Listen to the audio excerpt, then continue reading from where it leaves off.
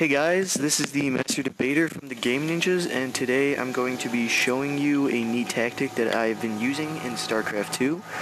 Basically, it's just a 3-gate kind of mass Phoenix mix, and this tactic is, it's worked quite well for me recently, but I would really only recommend it to the Bronze and Silver League. For higher leagues, I mean, it is possible that this could work, but it's probably a better idea to stick with standard techniques.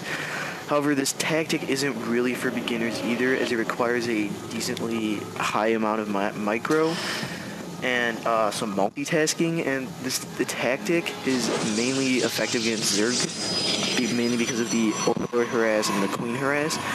But it can be useful against Protoss if they go Colossus or Immortals, as you can either snipe them or just pick up the Immortals. Now, it's not really recommended against Terran, as Marines are basically too numerous and too cheap, and they could take out your Phoenixes pretty quickly before you could pick them all up. So it's really only good if Terran players go something weird like mass tanks. Now, the key to this tactic is the good use of the Graviton Beam, and it's pretty important to learn the hotkey for that, which is G.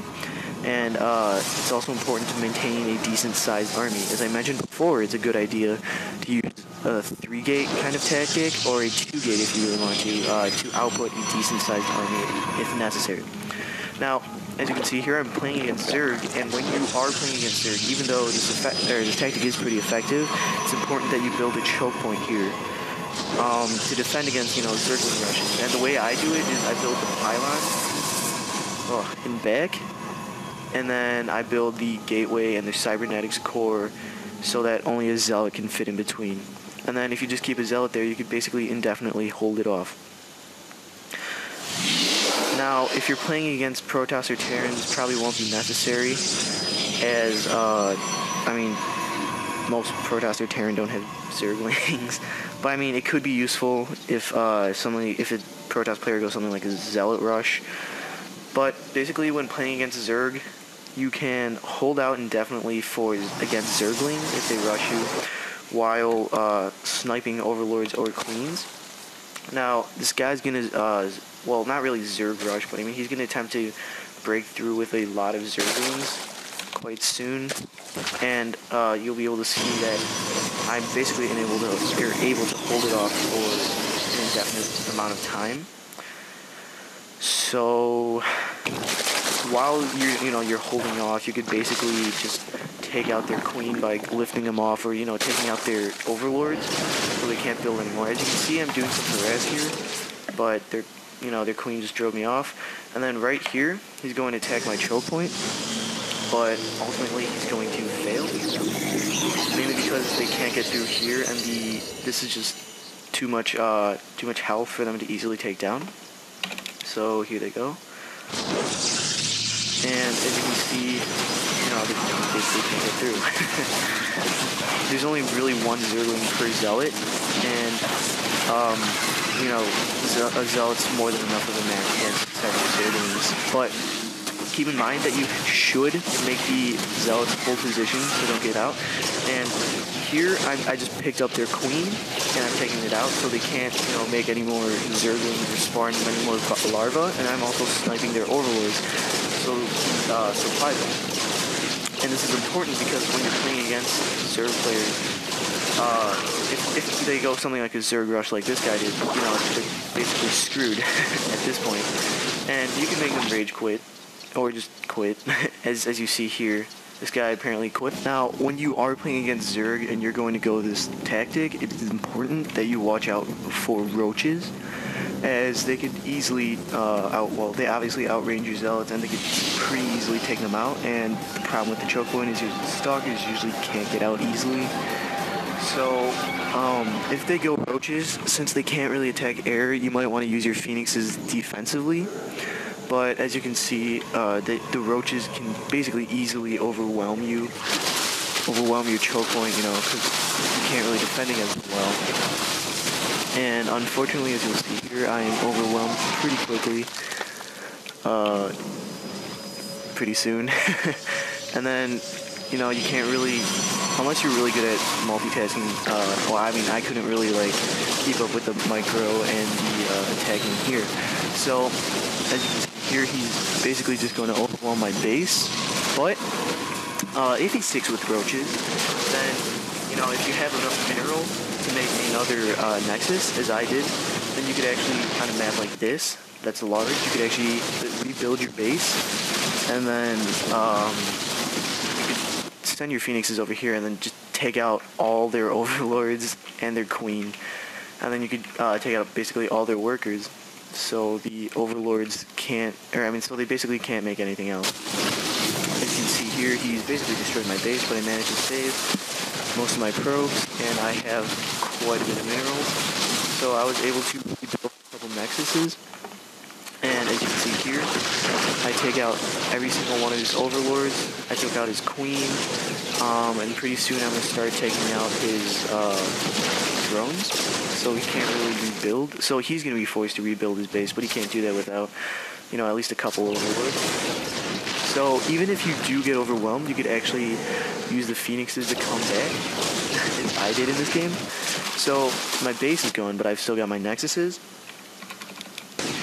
See here, I've continued my overlord killing, but he's taken out one of my nexuses, but I was able to rebuild here, and I turtled pretty hard, but what I did is, his base is pretty much completely destroyed here, and then he can't build any overlords here without them dying immediately to my phoenixes. I mean, it is kind of frustrating, but it worked. So, you know, so as you can see, I'm rebuilding my base here. I'm going to take out all his roaches, and at this point, it was basically game over, because and then I just got a ton of zealots, expanded a little bit more.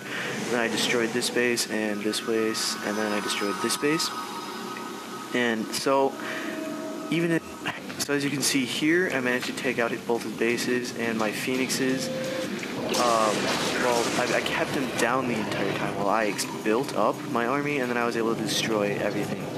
So basically the moral of the story here is that even if you are, you know, in a bleak situation, the phoenixes can still come in useful. So when you're playing against Protoss, it isn't as necessary to make a choke point as you see here, but it is even more necessary to maintain a, you know, decent sized ground army.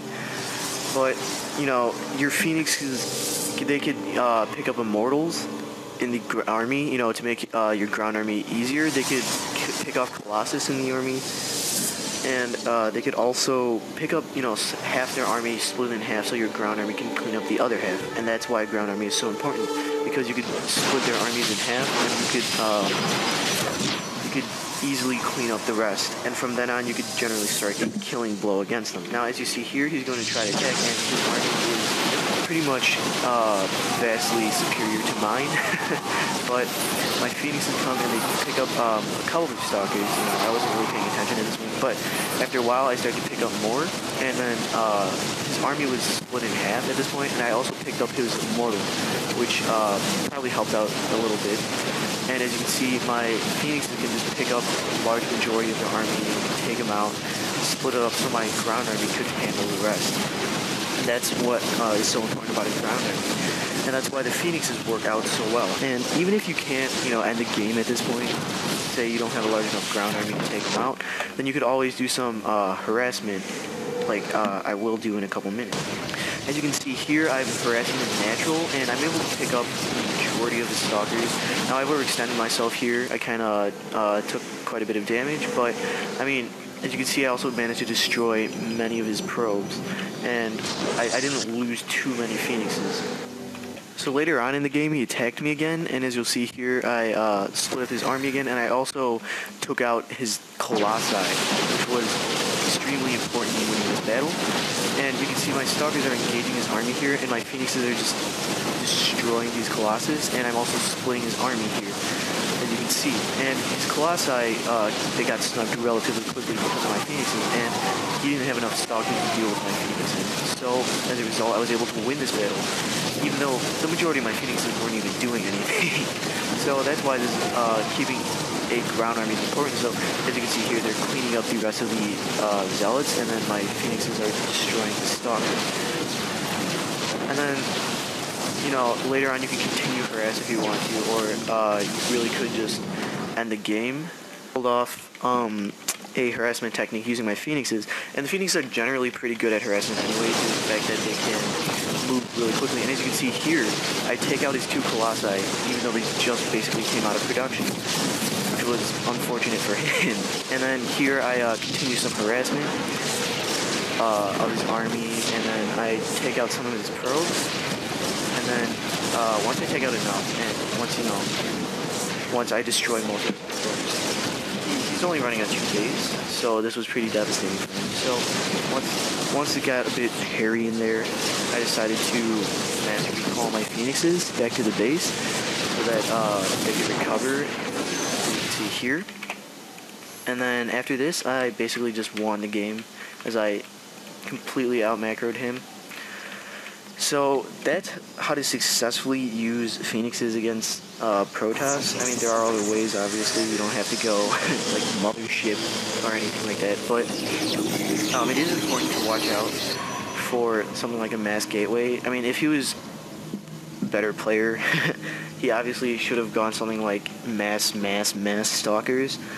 I lost this one game because this guy got about 8 gateways and he just went super mass stalkers, and he destroyed me before I could do a tech switch. Now, keep in mind, guys, that this is a relatively tough tactic to pull off, and it probably won't work against any higher level players, and it takes some good scouting to pull this off successfully, as this tactic is really only good against in certain situations.